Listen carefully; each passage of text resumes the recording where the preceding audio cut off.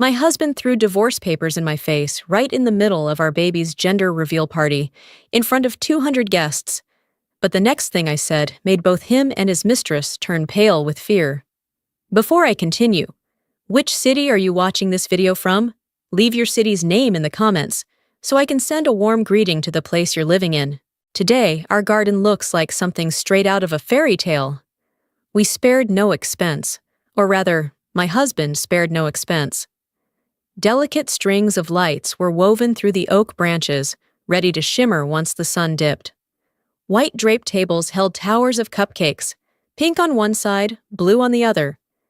A champagne tower glittered under the late afternoon light, and a string quartet floated soft, romantic melodies across the neatly trimmed lawn.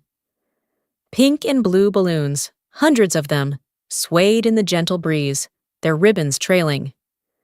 Guests clustered in small groups, dressed in their best, many having flown in from different states to be here. My mother stood near the rose bushes, elegant in her pearl-colored dress, chatting with Nathan's uncle.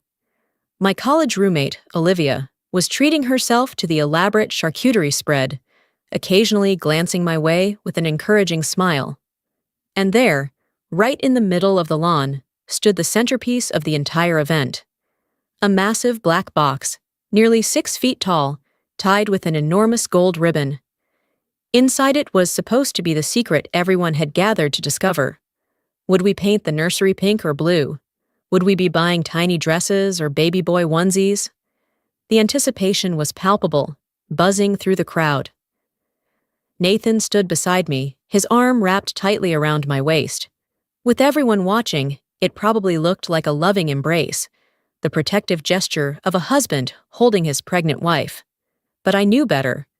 I could feel the tension in his fingers, the possessive grip that had nothing to do with affection and everything to do with control.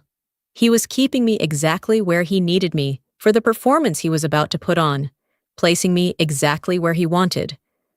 He leaned down, his warm breath brushing my ear, whispering, "Are you ready for the biggest surprise of your life, sweetheart?"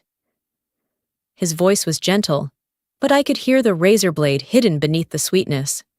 There was a hint of anticipation, a barely contained excitement. I turned to him, meeting his bright blue eyes, and gave him a calm smile. He saw exactly what he wanted to see, the happy, clueless wife, a woman so blinded by love and pregnancy hormones that she couldn't possibly notice the abyss she was about to be pushed into. He had no idea that I had already seen the plot, and I had set a trap that wouldn't just catch him, but would save my life. "I'm ready," I said softly. Together, we walked toward the platform, our shoes whispering across the grass. The crowd parted to make way for us. The string quartet swelled to a climax, and then fell silent. Someone had turned off the background music. Every eye focused on us, every phone lifted to capture the moment.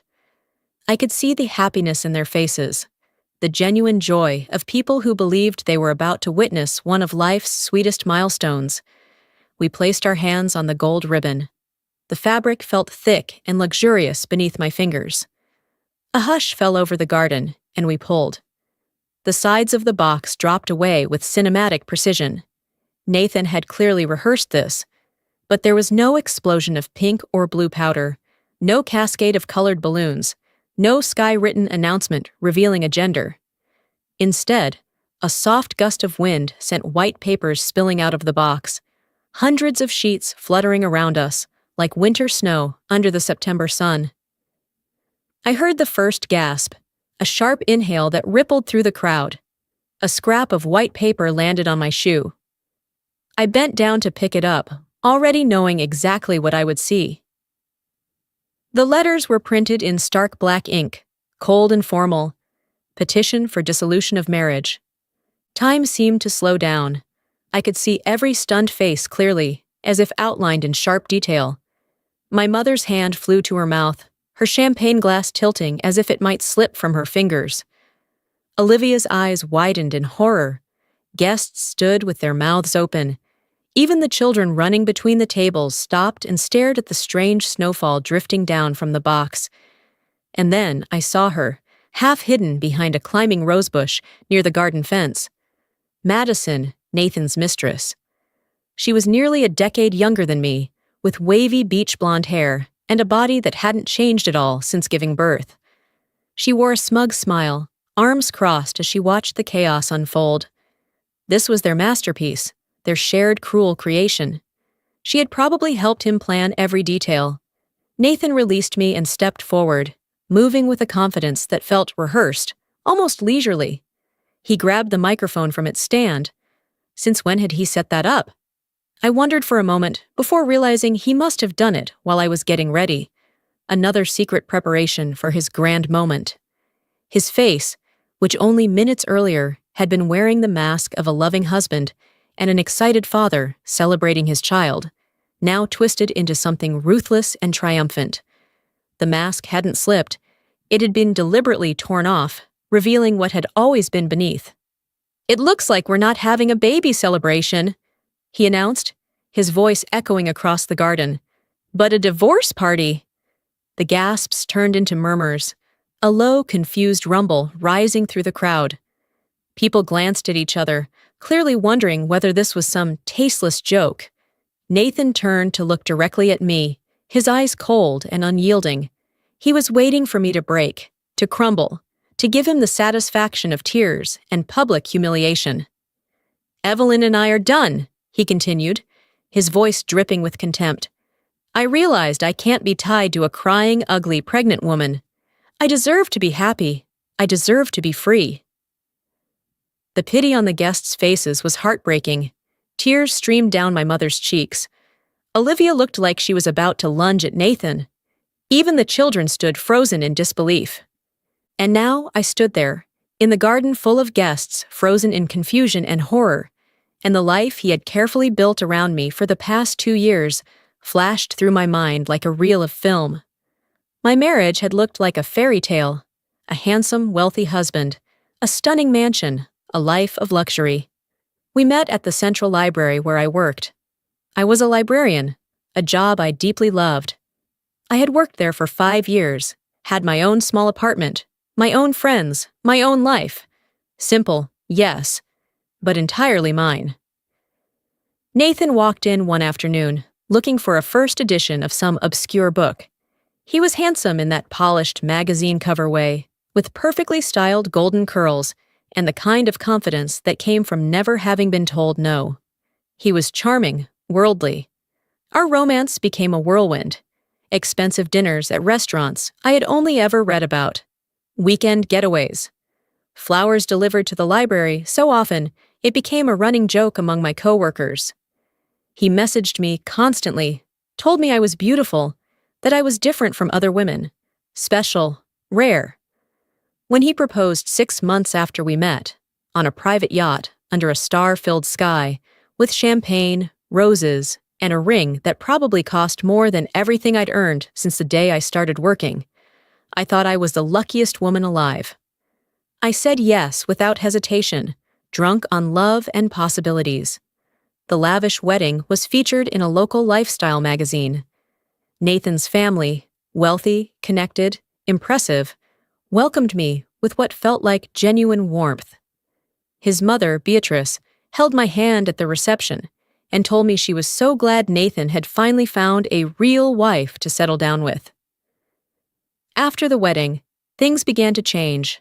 Not suddenly, not all at once, but slowly, little by little. So gradually, I barely noticed each shift.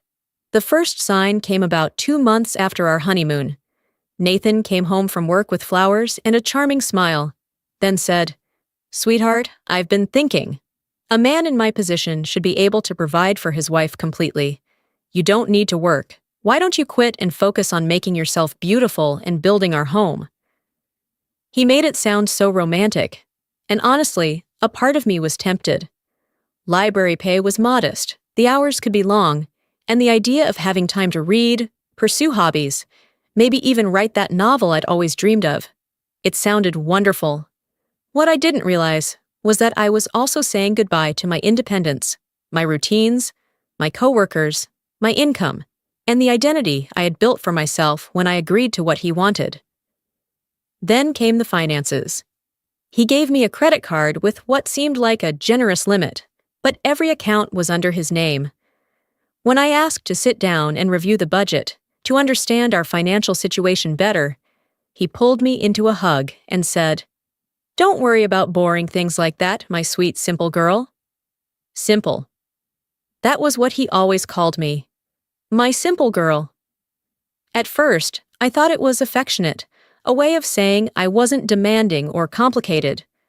But slowly, I began to understand that was exactly what he needed me to be. Simple meant I wouldn't ask difficult questions. Simple meant I wouldn't challenge him. Simple meant I would stay inside the neat little box he had built for me. Our home was a mansion in an upscale neighborhood, but it never felt like mine. He had hired an expensive interior designer who filled it with cold, minimalist shades of gray and white. It looked like something out of an architecture magazine. Beautiful, impressive, but completely devoid of warmth.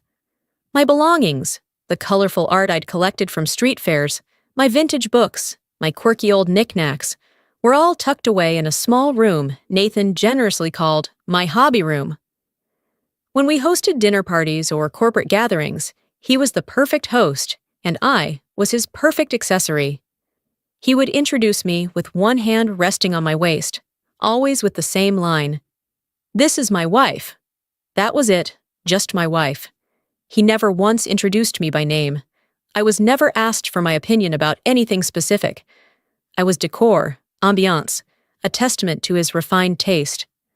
I had friends, but they slowly became the wives of Nathan's friends. My old friends from the library, from college, I saw them less and less. Nathan always had a reason why we couldn't attend their gatherings. That night, conflicts with the charity gala. Or, do you really want to spend time with people who have nothing in common with your life now? Gradually, almost imperceptibly, my world shrank until nearly every relationship I had existed through Nathan. When I found out I was pregnant, I thought everything would change. A baby would warm the empty rooms, would finally make our house feel like a home, would make us feel like a real family instead of two strangers living under the same roof. But that was when the fairy tale truly crumbled, when I began to see the cracks beneath the beautiful veneer. Late nights at the office became more frequent. Work calls ended abruptly the moment I walked into the room. The faint scent of perfume on his collar was definitely not mine. I found a receipt in the pocket of his coat when I brought it to the dry cleaner. It was from Chez Louis, one of the most romantic restaurants in the city, the kind of place with a 6-month waiting list, and we had certainly never been there together. When I asked him about it, keeping my voice calm, he barely looked up from his phone. "Oh, right. A work dinner with a client." "But Nathan, I thought you said it was impossible to get a reservation at Chez Louis." A flicker of annoyance crossed his eyes. "Maybe for regular people. I have connections, Evelyn. That's how the world works." Then his expression softened, looking concerned, but in a condescending way. "Are you okay? You've been suspicious lately. I think the pregnancy hormones are making you paranoid. You need to relax." He twisted things so skillfully that I ended up apologizing to him. That's what psychological manipulation does. It makes you question your own perception, your own sanity, until you can't trust yourself anymore. The only person who seemed to see through everything was Nathan's grandmother, Beatrice. She was 84, sharp as a blade, with perfectly styled silver hair and keen eyes that missed nothing. She was the head of the Whitford family, the woman who had built much of the family fortune through smart investments and ruthless business sense. Unlike Nathan's parents, pleasant but distant, Beatrice paid attention to me. Every few weeks she invited me over for tea at her small but warm home. We would sit in her sunroom, surrounded by orchids, sipping Earl Grey from delicate porcelain cups, and talk. Really talk. I found myself confiding in her in ways I couldn't with anyone else. I told her about my loneliness, about feeling isolated and out of place in my own home, about my growing certainty that my husband was being unfaithful. I expected her to defend Nathan, to make excuses, to tell me I was imagining things. Instead, she simply nodded slowly, her wrinkled hand resting on mine.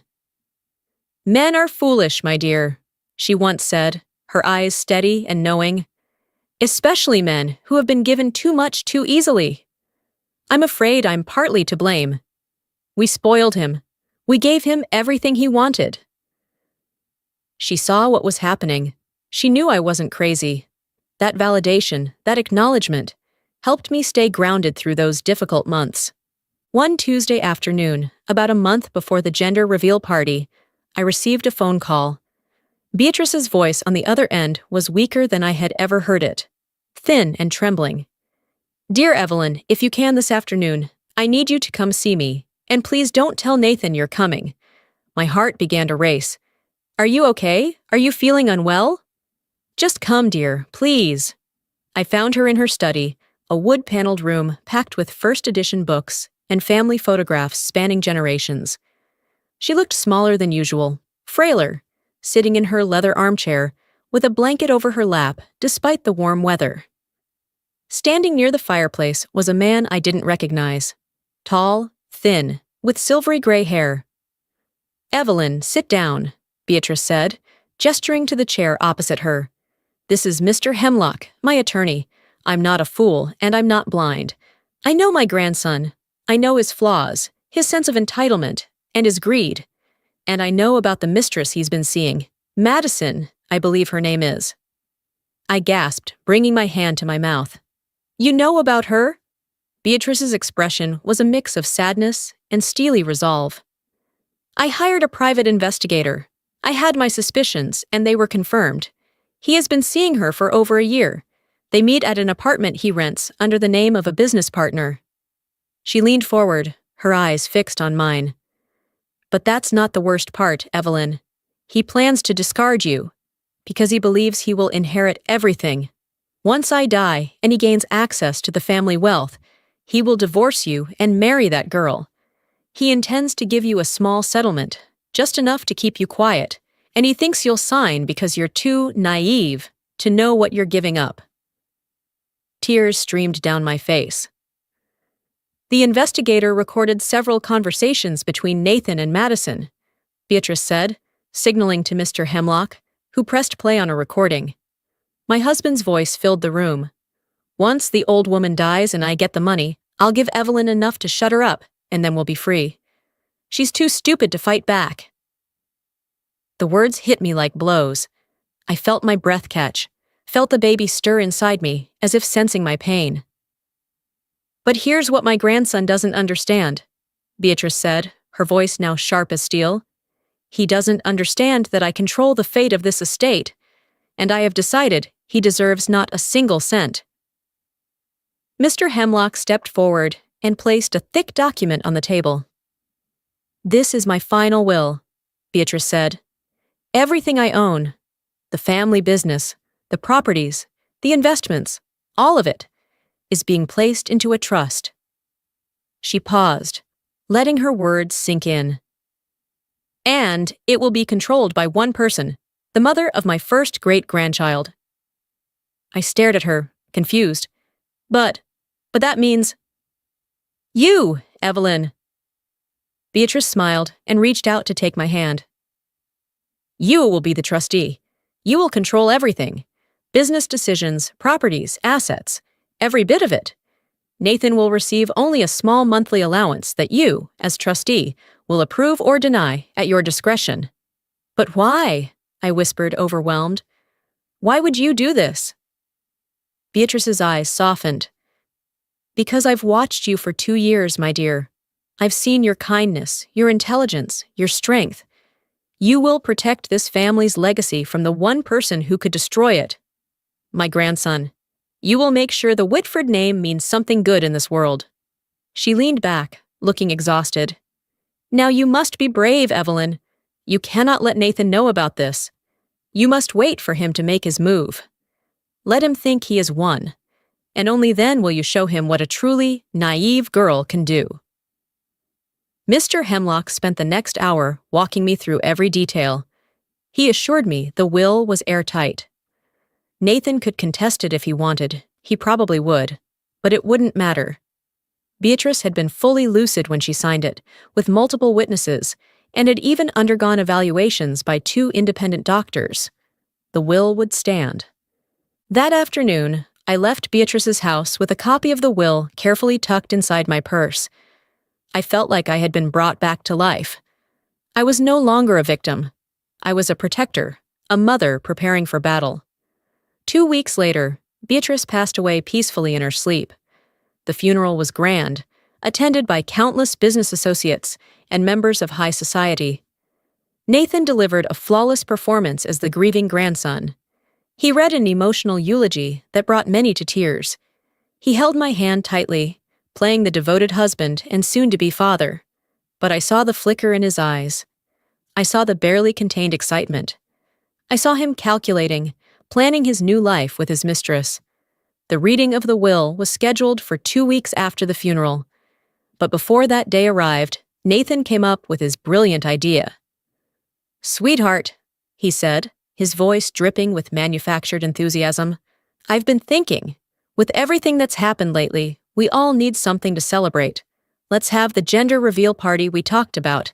Let's make it big. Let's give everyone something joyful." I looked at him, the man I once loved. He wasn't planning a celebration. He was building a stage so I could be humiliated in front of everyone. He was preparing a grand divorce spectacle, a dramatic finale, gathering everyone we knew to witness my destruction. I smiled sweetly and said, "What a wonderful idea, darling." "You're so thoughtful. Let's make it unforgettable." And so we planned the party. Nathan hired the best caterers, the most expensive florists, a professional event coordinator. He personally designed the bizarre black box with the gold ribbon. I played my part perfectly. I gushed over the decorations. I approved the menu. I helped build the guest list, making sure to invite everyone who mattered, family, friends, Nathan's business partners. I even suggested hiring a videographer to capture every moment. Nathan loved that idea. The sound of a glass hitting the ground and shattering jolted me back. Nathan was standing tall, puffed up, reveling in his moment of power. He wanted to see me crumble in front of everyone, wanted to paint me as the unstable pregnant woman he had just described. But that never happened. Instead, I bent down and picked up one of the divorce papers. I looked at it for a long moment, as if studying it carefully, then used it to fan myself lightly. The gesture was casual, almost dismissive. I looked up and caught Nathan's eye. His confident smile faltered. Just for a split second, but I saw it. A flicker of confusion on his face. This wasn't the script he had written. Then I walked toward the second microphone, the one that had been set up for me to announce the baby's gender. My steps were steady, my head held high. Every pair of eyes followed me, not him. "Thank you for the little performance, Nathan," I said, my voice perfectly calm and clear, echoing across the garden without a tremor. "Very dramatic. But I'm afraid my announcement is a bit more important than yours." My voice sharpened. "In this divorce petition, you say you'll leave me a bit of money, but Nathan, you don't have a dime." Nathan let out a short bark of laughter. "Evelyn, what are you talking about? Have you lost your mind? I'm about to inherit millions. I'm going to be one of the richest men in this city." "Oh, really?" I asked. I reached into the small clutch I was holding and pulled out a neatly folded document. "Because this says something completely different. This is the certified copy of her will, authorized by her attorney, Mr. Hemlock, who I believe is standing right over there." I pointed toward the back of the garden, where the distinguished lawyer stood, solemn and composed. He gave a slow, respectful nod. "Beatrice was a remarkable grandmother," I continued, my voice growing stronger with every word. "She understood you, Nathan. She understood your character better than you do yourself. That is why her will very clearly states that her entire estate, every cent, every property, every share, is placed into a trust." I paused, letting the tension rise. The garden was now completely silent. "And it is to be managed and controlled by one person, and one person only." I placed my free hand gently on my round belly, the precious gift representing both my future and the future of the Whitford legacy. The mother of her first great-grandchild. The collective gasp from the crowd was loud. "So, Nathan," I said, my voice almost a whisper, but somehow carrying across the entire garden, "you don't own anything in the Whitford estate. Once this baby is born, I will be the one who manages everything she left behind." Nathan's face drained of color, all confidence and cruelty vanishing in an instant. The powerful, domineering man who orchestrated this elaborate public humiliation disappeared, replaced by a frightened boy who had just realized he had no power at all. But I wasn't done. I still had one more card to play, one more truth that needed to be exposed. "And it seems you also forgot to mention the real reason for this sudden divorce," I said, my voice icy. "He cheated. For over a year, while I was home carrying his child, he was taking his mistress to romantic restaurants." I lifted my hand and pointed directly at the rosebush. "Madison, would you like to come out from your hiding spot?" Every head turned toward where I pointed. Madison froze for a moment, her face pale with terror, then tried to back away. But there was nowhere to go. The crowd parted slightly, creating a clear view, and dozens of hostile eyes locked onto her. "Come on, Madison," I called. "Don't be shy. This is your big moment, too. You helped plan it, after all." She tried to run, stumbling in her impractical high heels, pushing through the guests toward the garden gate. No one stopped her, but no one helped her either. She fled, leaving Nathan alone to face the consequences of his betrayal. I turned back to my husband. "So, about these divorce papers," I said, my tone now sounding like we were discussing business, as if we were talking about something trivial. "I fully agree. My attorney will contact yours to discuss the terms."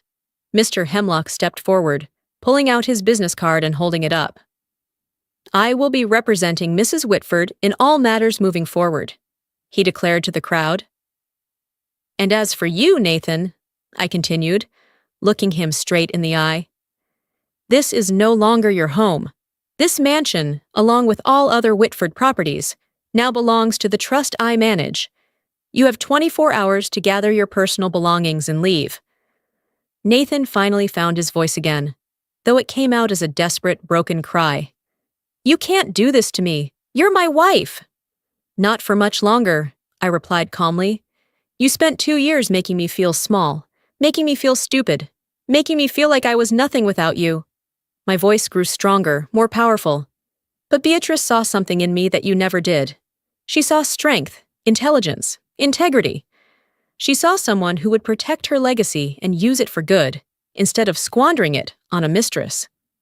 I raised my voice so everyone could hear. "The party is over. Thank you all for coming. I'm sorry you had to witness this ugly scene, but I think, in the end, you'll all agree it was necessary." Then I turned my back to Nathan. A simple gesture, but one filled with meaning. And just like that, I cut him out of my life, erased him from the equation of my future. He no longer mattered. I watched him finally turn away and walk off, his shoulders slumped, his entire posture that of a man who had just been completely defeated. In the weeks and months that followed, Nathan tried to contest the will, just as Mr. Hemlock had predicted. He hired expensive lawyers, claimed his grandmother had not been mentally competent, and argued that I had manipulated an elderly woman. But Beatrice had prepared for that. The medical evaluations, the witnesses, the detailed documentation of her reasoning. Everything was in place, solid and irrefutable. Every legal challenge Nathan brought against us was effortlessly dismantled by Mr. Hemlock. The divorce proceedings moved faster than I ever expected. Nathan had no leverage, no bargaining power. The prenuptial agreement he had insisted I sign, the one his lawyer had drafted to protect his assets, turned out to protect nothing at all, because he had no assets. Everything he thought he owned was actually part of the Whitford estate, now under my control. I was generous in the settlement, far more generous than he deserved. I gave him a modest monthly allowance, enough for him to live comfortably, though nowhere near the extravagance he was used to. Mr. Hemlock advised me not to give him anything, but I refused. Divorced or not, he was still the father of my child. I wasn't trying to ruin him. I was simply removing him from my life and ensuring he would never again have the power to hurt me or my baby. 3 months after the disastrous gender reveal, I gave birth to a beautiful baby girl. I named her Beatrice, after the woman who had saved both of us. Baby Beatrice arrived healthy and strong, with her great-grandmother's sharp, intelligent eyes. The moment they placed her in my arms, still wet and crying, I felt something shift profoundly within me. This was my purpose. This was my future. This tiny, perfect life depended on me, and I would never, ever let her down. Beatrice's first year passed in a blur of late-night feedings, diaper changes, and the chaos of single motherhood. But I was never truly alone. And, surprisingly, several members of Nathan's family, Aunt Margaret, his cousin David, even his father, reached out to maintain a relationship with both me and baby Beatrice. Taking over the Whitford Family Trust was difficult at first. On my first morning sitting at the desk in the Whitford Foundation's office, I carried an old leather briefcase, a cloth-bound notebook, and the note-taking habits I had brought with me from my librarian days. Mr. Hemlock introduced me to the board of directors with a very solemn expression. One older woman on the board smiled politely, while a young investor peered at me over the rims of his glasses. "We need someone who can read the manuscripts of life, not just the reports," I told myself as I stepped forward. I began with what most people would call the boring stuff, auditing every line, reviewing every management contract, examining every investment.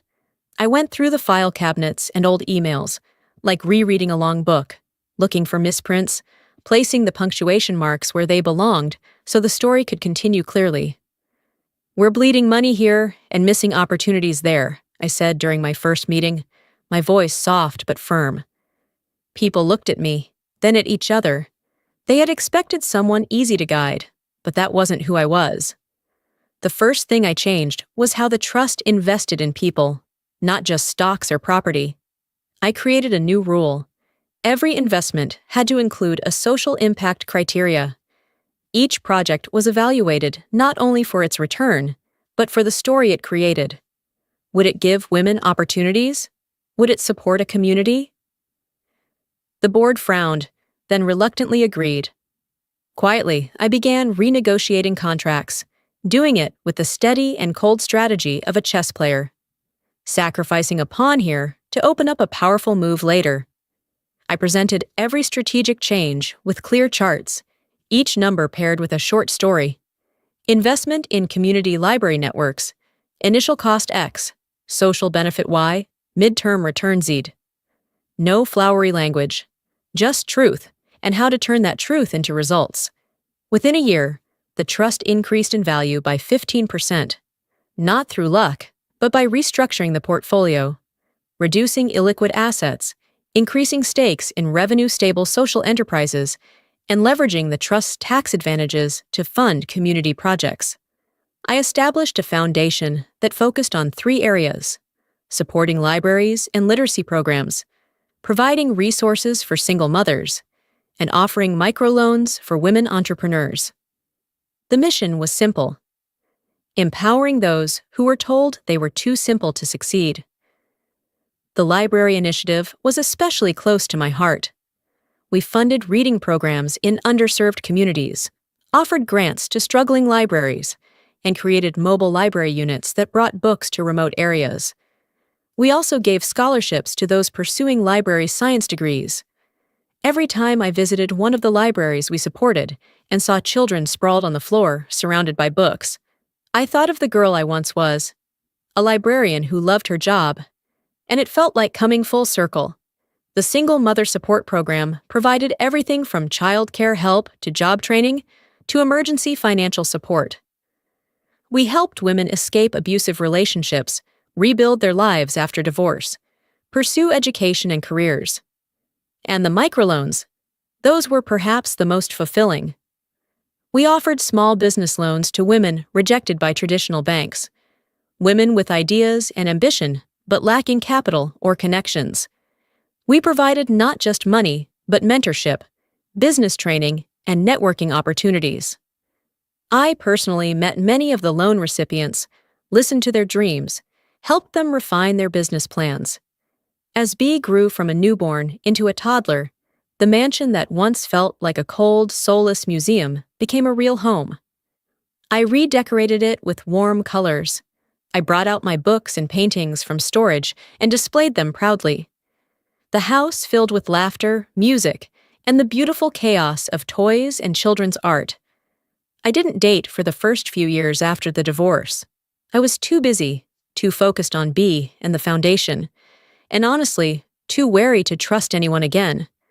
But eventually, I met someone, a history professor named Ethan Parker, a regular visitor at one of the libraries our foundation supported. He was kind, patient. We took things slowly, and I was cautious, but little by little, I learned to trust again, to believe that not all men were like Nathan. I saw Nathan only once after the divorce was finalized. It was in a downtown cafe, about 2 years. After the gender reveal disaster, he was with a woman I didn't recognize, not Madison. He looked older, more tired. When our eyes met, I caught a flicker of something on his face. Regret? Shame? Resentment? I couldn't tell, and I realized I didn't care. On B's 4th birthday, we hosted a garden party. The very same garden where her father once tried to destroy me. But this time, the space was filled with real joy. Children ran across the lawn, chasing bubbles and playing games. The tables were covered with sweet pastries and crustless sandwiches. My mother played the piano while Olivia led the kids in singing Happy Birthday. Watching my daughter blow out her candles, her tiny face scrunched in concentration, her dark hair gleaming in the sunlight, I felt a deep, grounding peace. This was what I had fought for.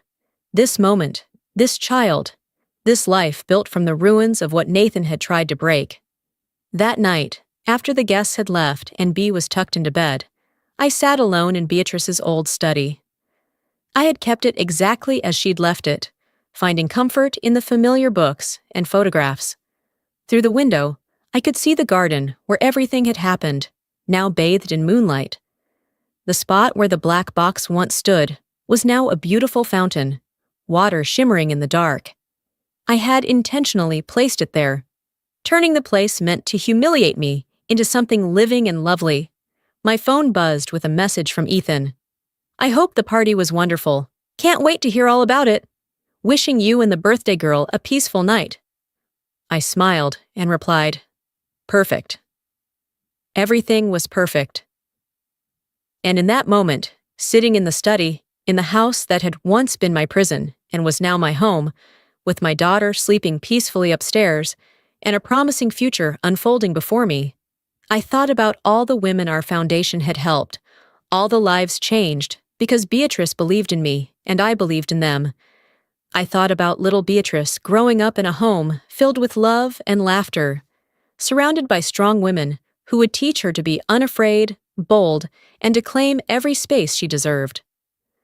I stood up from the desk and walked to the window, looking out at the garden. Tomorrow, I had meetings, decisions to make, a business to run, a daughter to raise. But tonight, I allowed myself a moment to simply feel grateful. Grateful for Beatrice and her wisdom. Grateful for my daughter Beatrice, who gave me a reason to be strong. Grateful even for Nathan, because without his betrayal, I might never have discovered my own strength. The woman I once was, a librarian who fell in love with a charming man, who quit her job and gave up her independence, who allowed herself to be diminished and controlled, no longer existed. In her place stood someone new, someone forged in fire, hardened through pain, and made stronger by survival. I turned away from the window and walked upstairs to check on Beatrice one last time before bed. She was sprawled across the mattress, peaceful, safe. I gently adjusted her blanket, brushed a curl from her forehead, and whispered, "Sweet dreams, my love."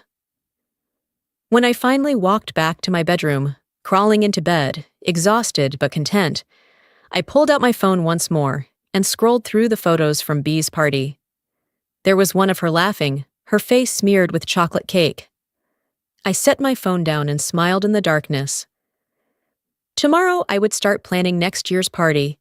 We would host it in the garden again, I decided. Every year, we would fill that space with joy, laughter, and love, overriding the memory of that terrible day with brighter ones. I smiled and returned to my book, reading late into the night, staying up as long as I wanted simply because I could, because no one told me what to do anymore, because I was free. And if you've stayed with me until this moment, I want to hear from you. What ending would you give to the betrayer if you were me? Tell me in the comments. If you enjoyed this story, don't forget to like the video, subscribe to the channel, and share this with someone who needs a reminder that they deserve better. Your support helps these stories reach more people and helps me keep telling the ones that matter. Thank you for listening.